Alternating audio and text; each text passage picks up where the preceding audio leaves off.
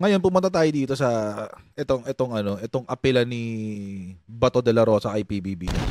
Alam niyo kung kung nag-iisip ka, kung marunong kang mag-isip, Senator Bato de la Rosa, at kung makakarating man sa inyo itong video na to, si PBBM, advocate yan si PBBM ng paglaban sa OSAIC. Ano yung OSAIC? Online Sexual Abuse and Exploitation of Children. Advocate siya ng paglaban sa OSAIC. Advocate si PBBM ng paglaban sa pang-aabuso ng mga bata. Dapat alam mo yan, Senator Bato. Kasi, doon tumatakbo si PBBM, kasama yun sa mga niya, sa mga plataforma niya. Naalala nyo yung interview siya ni Boy Abunda? Kasama yun, yung OSAIC. Kasama yung yung pang-aabuso sa mga bata, kung paano niya pipigilan yan. Tinanong siya tungkol doon sa interview ni Boy Abunda. Pwede niyo panoorin uli yun kung gusto niyo marinig. Pero kasama yun doon. Yung child abuse. Lalo yung child sexual abuse. Si PBBM, yun number 1 kalaban niya yun. Kung si Digong dati, gigil na gigil siya sa drugs kahit na siya mismo ay gumagamit. Si PBBM, gigil na gigil yan sa child abuse. Gigil yan. Galit yan dyan. Tapos aapila ka na patigilin ang PNP sa pagtugis sa isang pedophile. That's stupid of you. Kung kayo po ay nasa US, UK, Canada, Italy, France, Spain, Ireland, and Belgium, may pwede na po kayo magpadala ng yung mga remittances sa Pilipinas. Gamit po ang Sendwave. Ang gagawin nyo lang ay download ang Sendwave app. Gawa kayo ng account, gawa kayo ng account details at gawa kayo ng account at pwede na kayo magpadala sa Pilipinas sa Pilipinas sa pamamagitan ng GCash, mga pawn shops at iba't ibang mga bangko rin sa Pilipinas. At kung gagamit niyo po ang Sendwave for the first time, lagay niyo lang yung aking promo code dyan na Coach Jarrett para makakuha kayo ng karagdagan $20 free credit. Ayan, kaya gamitin na sa Sendwave for all of your remittance needs. Alright. What's so stupid of you, Senator Bato? Huwag natin to. Go ahead. Just on the last statement of the good attorney, that this presentation is trial by publicity. If you want a fair trial, please ask Apollo Kibuloy to surrender. Thank you, sir. Okay. Susukuin na lang. Mr. Chair, Now, wala talaga. hindi mo na kailangan sagutin yun. Kaya nga, di sa susuko. Magkano ba? Hindi mo na kailangan sagutin. Anong magkano? So, magkano pinagsasasabi mo? Anong magkano pinagsasabi itong baing to? Angas-angas pa siya? Anong magkano? This presentation is trial by publicity. If you want a fair trial, please ask Apollo Kibuloy to surrender. Thank you, sir. Okay. Mr. Chair, Now, wala talaga. hindi mo na kailangan sagutin yun. Kaya nga. Tignan nyo. Ayan. Di sa susuko. Magkano ba? Hindi mo na kailangan sagutin. Anong magkano pinagsasabi mo? Anong magkano?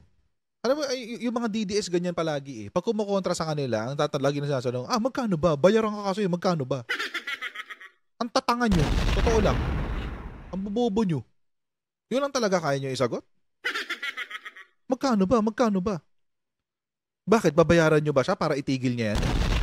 Babayaran nyo si Torre para itigil yan? Is this what you did?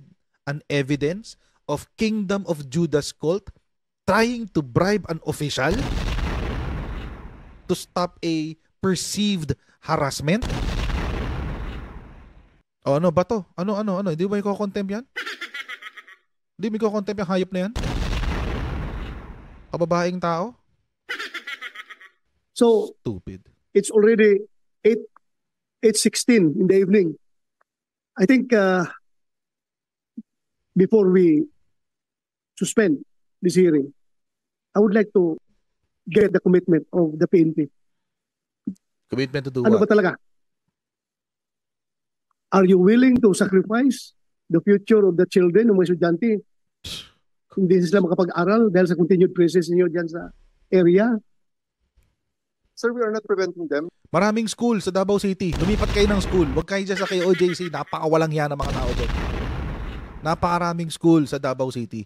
Umalis na kayo lumipat na kayo ng eskwelahan. Parang awa nyo na. For your own sakes. Wala kayong matututunang maayos dyan sa Kingdom of Judas Court. Umalis na kayo dyan. We are not preventing them to continue with their Yeah, daily you're not activities. preventing them, but kung ako ang estudyante, hindi ako papasok dyan na ganyan kadaming pulis. Hindi ako papasok dyan. Ako teacher, hindi ako komportable na kaklase dyan kung ganyan kadaming pulis sa loob. O lumipat na More lang than sila me, sir, lahat. there's one person that we can ask to end all of this, sir. And Ayun. I think we know who he is. Because Kaya nga, your quest for the arrest of Pastor Kibuloy would mean sacrificing everything. Bakit mo tinatanong ang kapulisan kung dapat nilang isuko yung pagtugis nila sa isang pugante? Ba't hindi mo pasukuin yung pugante? Bato de la Rosa, ba't hindi mo pasukuin yung pugante? Yung mga bata na nag-aaral, yung mga tao na nakatira dyan, Emotional blackmail, oh. What ganun an ba? ass. So you will continue to stay. What an asshole. Hindi ba pwedeng bigyan nyo muna ng relief yung mga tao dyan to back to their normal lives? Tapos kung mayroon naman kayong positive info, go ahead. Go ahead. You arrest Pastor Kibuloy kung nandiyan siya sa loob. Alam mo, Nick, the way I see it right now, however you defend your position, you are at the losing end. Nakikita ko. And I think, I am suggesting to you, kung talagang after 13 days of occupation of that compound, still, hindi nyo na-aresto si Pastor Kibuloy, I think, it's high time for you to make a tactical retreat. For the meantime. Ano ba to parang hindi siya Chief PNP magsalita, no? Parang hindi siya naging Chief PNP magsalita. Sumuko na kayo. Wag nyo na hulihin. Mag-tactical retreat kayo. Tapos mag-sure na kayo sa ayaw bumalik. Ha? Tingin nyo ba makakabalik pa yan pag umalis na sila? Pag umalis sila, wala na si Kibuloy, makakapagtago na yan abroad. Wala na. Huwag mong gawin na rason na pasubo na kami dito, tuloy-tuluyan na namin ito, sir, dahil napasubo na kami. You're not saying that, but ako, pakiramdam ko, Oh, you're yan ang putting words nangyari in his ngayon. mouth? Napasubo na kayo dyan kahit hindi nyo nakikita. Si Pastor Kibuloy, tuluyan na lang ninyo. Ayaw na nyo umalis. Alam mo, it's what? kung babalik sa normal yung buhay ng mga taga QJC, pag umalis kayo dyan, pati yung mga pulis natin, babalik rin sa normal yung buhay nila. And we are not preventing you from striking back. Kung meron kayong mabigat na informasyon na nandyan talaga si Pastor, pasukin nyo, arestuhin nyo. Pasukin na But lang. continuously staying there is detrimental to both of the parties, QJC at saka kayo, police. Detrimental to both sides yan. I am appealing to you in the name of humanity. Please be human enough to consider all these things. Ang pasukuin nyo, si Kibulok. Huwag nyong kumbinsin ng kapulisan natin na huwag tugisin ang pugante. Si Kibuloy ay pugante. Kayo nga kahit walang kasalanan, pinatay nyo sa war on drugs eh. Nasaan na yung humanity dun? Yung war on drugs nyo na 30,000 halos ang pinatay? Tapos ito, nag-iisang tao, kaibigan nyo kasi kaya ayaw nyo pasukuin eh. Pasukuin nyo si Kibuloy. Paharapin nyo sila sa korte. Maging mabuting public servant kayo for once. Please be human enough. Human enough. I cannot give you a direct order, although gustong-gusto ko talaga sabihan kayo na umalis na kayo dyan, but I cannot give you a direct order, otherwise, it will be a legislative overreach. Adapt talaga. I'm not part of your Executive role yun. Kundi siya chain of commander-in-chief. hindi ko kayo pwedeng orderan dyan. But as part of our oversight function over you, we have all the reason in this world to give you our advice, our recommendation, how to do things properly in the name of humanity. Name of humanity. Huwag niyong gawing pang-emotional blackmail yung mga bata. Oo.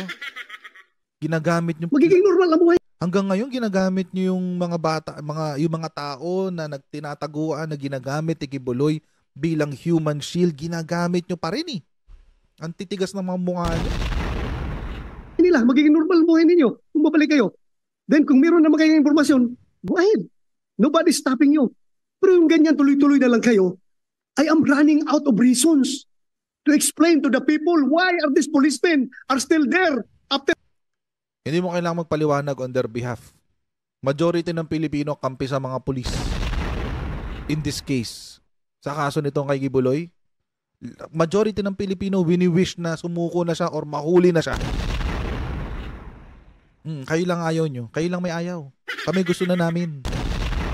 After how many days continuously occupying because gusto nilang kalkalin lahat ng lugar, ay hindi ko in-invalidate yung mga rason ninyo. Oh, you just did. Na meron kayo nakikita, meron kayong informasyon, okay, that's part of your job. Pero sa ngayon naman siguro, you cannot justify your existence there inside the compound for how many days na. I know you're pressured by your commanders to arrest Pastor Kibuloy. They will not give you 3,000 people from other police regional offices. They will not support you with that gargantuan number of troops just to arrest one wanted person kung walang imprimatur yan galing sa taas. Yan na. Napipressure kayo. But because of that pressure, napapasubo na kayo, nahiya na kayo umatras. I am giving you the advice. As early as now, you can make your tactical retreat, however you term that, strategic retreat, you can do that. Pero kung sabihin mo sa akin, General Torre, that you will still continue to stay there, I don't know how to explain your continuous stay in that area, armed with the warrant of arrest. Alam niyo mga kochero, there's no other justification needed para sa PNP. There's no other justification needed. Alam niyo kung bakit? The only justification they need is the warrant of arrest. Period. That's the only justification they need. They have the authority of the court to enter into the property, search the property, based on a reasonable belief that the person they're going to arrest is within the premises. That's the only justification they need. Wala na. Alam niyo mga kochero, nung panahon nga ni Bato nung siya yung chief PNP doon sa war on drugs, nang aaresto yung mga pulis, walang warrant. Walang arrest warrant, walang search warrant. Papasukin na lang yung bahay mo, tataniman ka na lang ng droga. Ganun. Yung iba, mas malas pa. Hindi na tataniman ng droga. Dadamputin ka na lang sa bahay mo, diyan ka sa kanto, babariling ka na lang sa sentido mo. Ganun yung iba. Pag minamalas. Tayong hampas lupa, ganun ang treatment sa atin.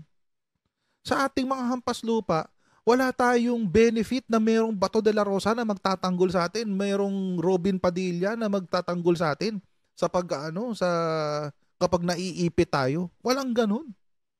Pag tayo mga hampas lupa, pinagtripan ng gobyerno, pinagtripan ng pulis, pinagtripan ng kung sino-sino, at diyan ka sa estero, hahanapin. Pupulutin ka doon sa may kangkungan. Meron kang placard nakasulat, drug addict, wag tularan. Yun yung war on drug. Tapos ngayon mag-iiyak ka. In the name of humanity, what the F are you talking about? You don't even want to be accountable doon sa war on drugs. Ayaw mong humarap sa ICC. In the name of humanity, humarap ka sa ICC. Ang tigas ng mukha mo. 13 days, hindi pa nyo nahuli yung hinahanap ninyo. I am running out of reasons. I am running out of justifications. I want to help you. I want to help you justify your actions. Dahil mga tao ko kayo dati. I'm trying to help you. I am trying to justify your actions, but I'm running out of justifications. They don't need your justification. Ngayon sabihin mo, tuloy-tuloy niyo pa. Well, I don't know how to deal with this situation. Kung nakikinig sana si President Bongbong Marcos Yan ngayon, na. Oh. I am appealing to you, Mr. President. Please, listen to these people. Mr. President, sana ibalik mo ang buhay nito mga tao na ito to normal. Not only to the QGC members, but also to you policemen. Anong kinalaman ni President Bongbong Marcos dito? Anong kinalaman ni President Bongbong Marcos dito? Dahil siya yung commander-in-chief ng lahat ng uniform personnel? So ang gusto mong gawin ni President Bongbong Marcos ay kontrahin ang isang valid warrant of arrest na inisyu ng isang korte. Competent court. Ulitin ko lang mga kotsero, Tagalogin natin para maintindihan ni Bato just in case hindi niya naiintindihan. Ang gusto mo mangyari, si Presidente Bongbong Marcos ay susuwayin, uutusan niya ang kanyang kapulisan na suwayin ang isang valid na warrant of arrest na iniutos sa kanila ng isang korte. Not only a court, but a competent court. Not only a competent court, but a regional trial court. The Court of General Jurisdiction. Yun ang gusto mong gawin?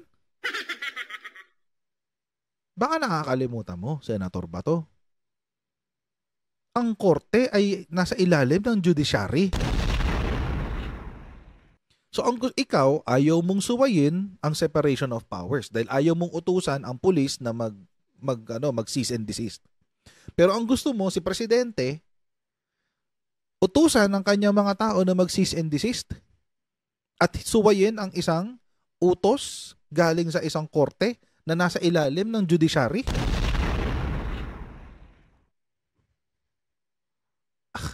What? Alam mo itong si Bato de la Rosa is barking up the wrong tree.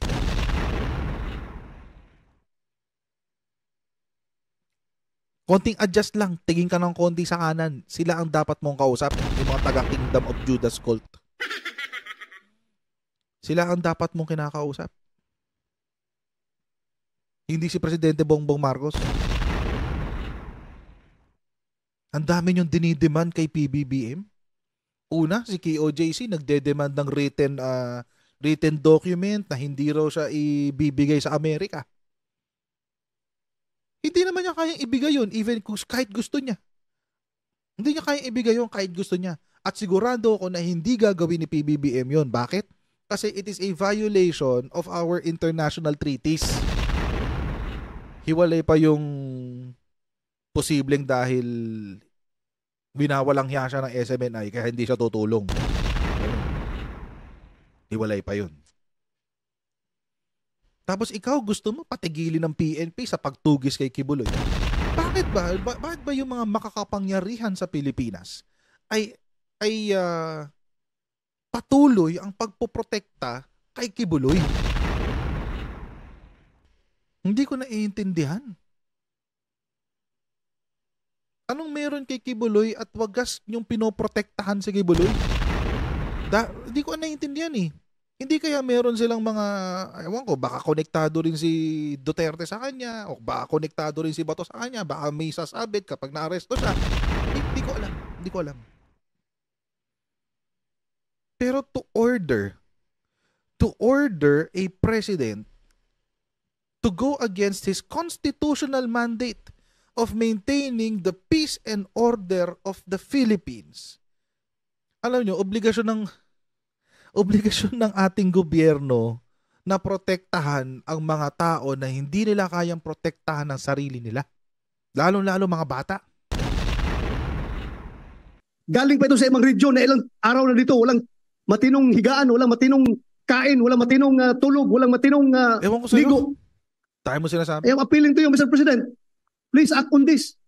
Huwag ninyong isara yung utak ninyo para mahuli lang si Pastor Kibuloy. You are willing to sacrifice everything. Sino bang close-minded? Sige nga. Sino close-minded? Sino nagpo-protekta kay Kibuloy? Kayo. That's only an appeal. I hope you are listening.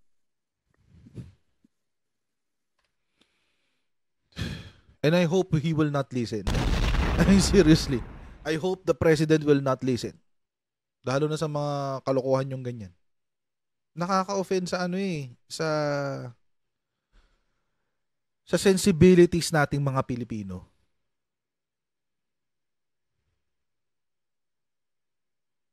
Kasi tayo mga Pilipino, as much as possible, gusto natin, pinoprotektahan natin yung mga bata, pinoprotektahan natin mga babae, pinoprotektahan natin mga bata. Kasi they are vulnerable. You have people like this. You have people like Bato de la Rosa. You have people like Robin Padilla. You have people like Bongo. You have people like Baste Duterte. You have people like Sara Duterte and Rodrigo Duterte. The hell? Sana bukas sumagot si Presidente at sabihin niya kay Bato de la Rosa na no. Alam niyo, expected ko sa mga pulis na mahirapan sila. Expected ko yun, na mahirapan sila. Kasi pulis yun eh. Kumbaga train sila sa ganun. Yun sa mga taga-KOJC, kung nahihirapan sila, kasalanan nila yun. Kasalanan nila yun. Kasi nilalagay nila yung sarili nila sa kung saan mahihirapan sila. Pinagtatanggol nila yung pugante eh. So kasalanan nila yun. Again, mga kotsero, simple lang. Bato de la Rosa. Ilagay mo yung sarili mo sa posisyon ng mga naging biktima ni Kibuloy. Baka sakaling magising-gising ka ng bahagya. And by the way, mga kotsero, sumagot pala si Torre kanina. Hindi ko na isama dito eh. Pero, yan ko na lang. After nung hearing, meron siyang interview tungkol dun sa mga ganap. Ito yung interview niya. Wait, pakita ko sa inyo. It's Kamusta yung naging pagdinig kanina? kakapagod na. It's nakakapagod. Yeah. Bakit sa paano nakakapagod? We have a lot of nakakapagod and it's also a relief for us to be able to air our side to the media and of course to the Senate. Sir, na-pressure ba kayo dun sa tatlong senador? Paulit-ulit na appeal nila na umalis na po kayo dun sa KOJC compound? Of course, there's always that effect on us. Sir, sorry. Pwede po bang para lang Mahina yung sound? Sorry, sir. Hindi kasi sa stereo eh. From those senators po, appealing na umalis po kayo doon sa... Pasensya na ko, palagay ko bad breath na ako dahil matagal akong hindi nakainom ng tubig at nanunuyo na lalamunan ko. Pero, of course, tatlong senador yun eh. So, the pressure is always there.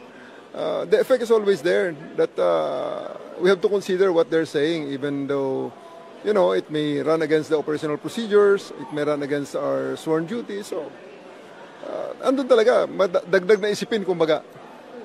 General, sir, are you going to continue with your operation? Yes, of course.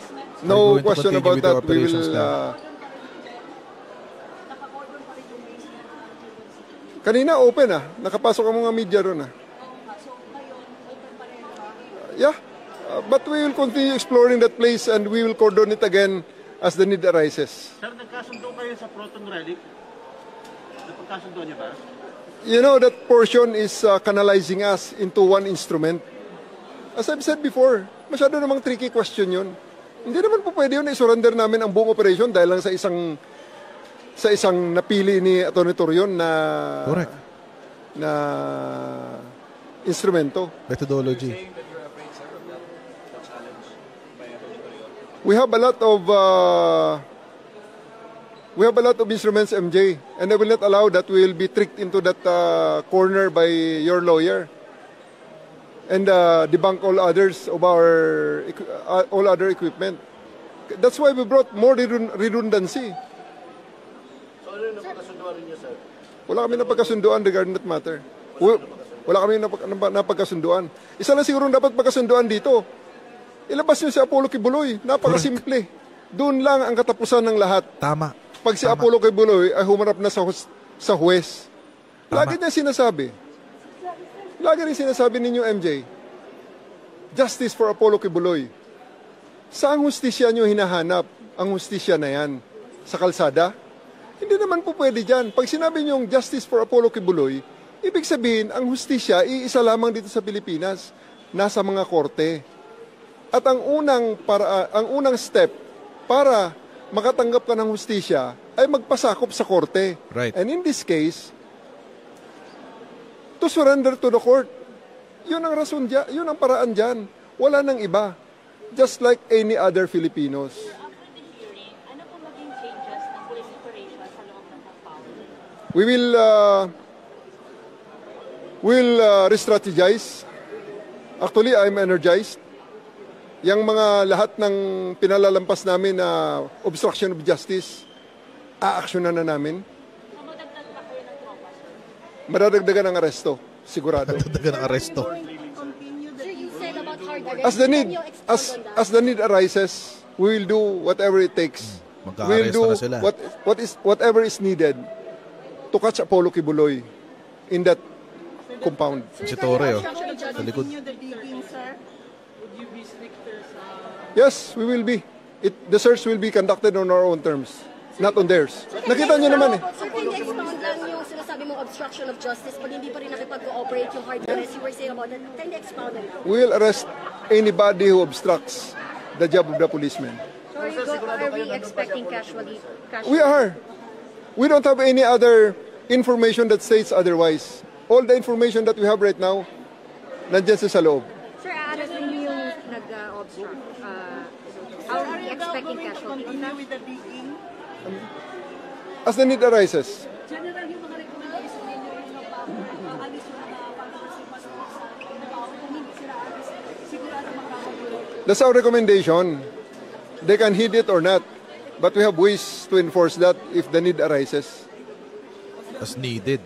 Sir, paano yung magiging grounds para mag-hard arrest tayo? Basta may obstruction of justice, huhulihin na namin ngayon. Yun. Magtatrabaho ng maigi 24 hours ang ating mga arresting officers. Yun. Wala pa naman. Wala pa naman. It's all on my call. So what can we expect tomorrow, sir? Not tomorrow, tonight. Tonight, so are you going to natin mo lang simple pa yung hindi natin? Meron naman. We're very thankful for the initiative of the Senate of calling this hearing. It allowed us to air our side, which for the past 2 weeks is not heard because there are ethical restraints, there are legal restraints, and now we're able to freely show you what challenges we're facing every day. Kasi parang baliwala yung mga appeal ni Senator Moro. Hindi naman sa baliwala. Of course, we consider the appeal of the good senator. We consider the appeal of the good senator. It's an input in the way we move forward in these operations. Sir, as to the number of the police inside, It will be always dictated by the operational needs and the operational conditions and the changes that will come over. sir, yung panawagan nilang access dun sa Cathedral, GMC, ano pong tugon niyo dun? Access naman, hindi naman. Dramatics na lang yun eh.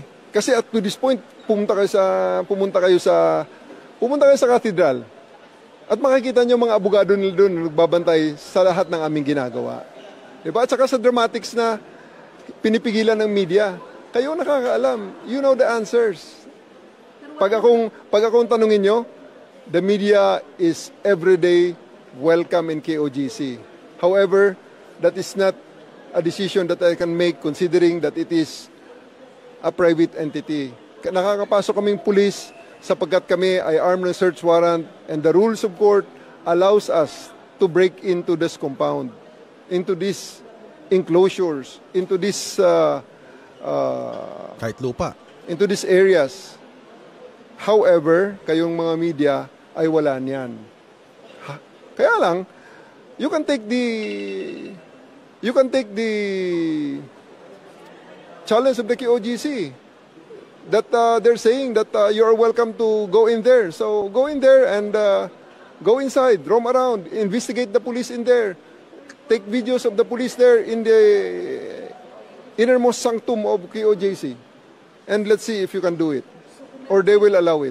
May sabi mo kasi kanina more major diggings na mangyari, sir. As the need arises, ang mga diggings. Pero kanina sinabi ko doon, kasi nga nakita namin, we are off by 2 feet. Maybe we'll do it 2 feet, 3 feet to the left of the wall that we saw. Okay.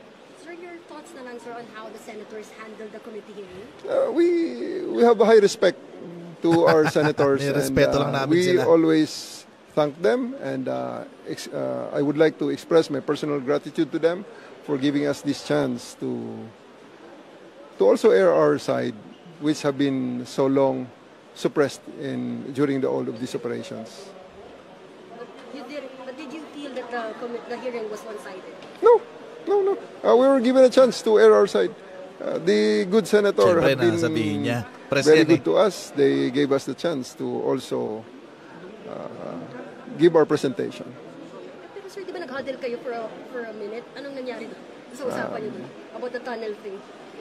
It's not about the tunnel. It's about a single instrument, which I do believe is canalizing us and limiting us to a single instrument, considering that we have brought in lots of instruments that they don't want us to use. I don't think that's really fair, or I don't think that's wise. And again, that is another demonstration of, again, them insisting their way. Sir, gano'n pa ito katagal? Hanggang sa mahuli si Apollo Kibuloy. Yun. Hanggang sa pagbabalik ni Apollo Kibuloy. Hanggang sa pagbabalik daw ni Apollo Kibuloy. Anyway. Ayun na nga mga kochero. So, ang ending ng hearing, the PNP will do it their way. Yun ang ending. Yun ang ending mga kochero. So, sa hinaba-haba ng dinrama ni Bato de la Rosa, ang ending, nga. Nga pa rin sila. Wala silang nagawa. But anyway, alam niyo mga kochero, I'm just hoping. I'm hoping against hope na mahuli na talaga si Kibuloy. I mean, really, it's for their own good eh. Ngayon, ang question na dito is napaka-selfish ni Kibuloy kasi naabala niya ang buong Pilipinas. Actually, naabala niya ang buong Pilipinas. Kasi, yung mga pulis sa ibang lugar, kailangan pumunta ngayon ng Davao para arestuhin siya. Nabawasan ngayon ng pulis sa ibang lugar. Yung mga members ng KOJC, naabala dahil sa kanya. Hindi makakain, hindi makatulog, di ko ano. May namatay na nga dahil sa kanya. Yung mga gumagamit ng kalsada sa harapan ng Kingdom of Jesus Christ at Kingdom of Judas Cult Compound, naaabala na rin. Puro traffic, araw-araw traffic. So, alam niyo mga kochero, Kibuloy is now starting to become a national problem. And you know, it's about time to cut it off. Kailangan patayin din. Di ba papatayin? Putulin na yung masasamang ugat. At dalhin na dyan sa korte kung saan niya deserve. Kaya, ayun mga kochero, once again, maraming po salamat sa inyong patuloy pagsuporta sa ating channel, and I'll see all of you in our next Coach Jared Live. God bless and see you next time, guys. Bye!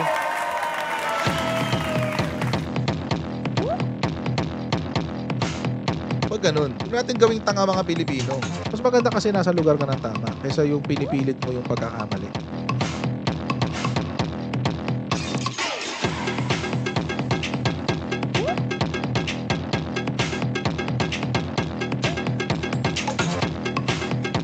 Are they willing to go that far? Hindi makakalimutan ng Pilipino yan hanggat di nasasagot niya.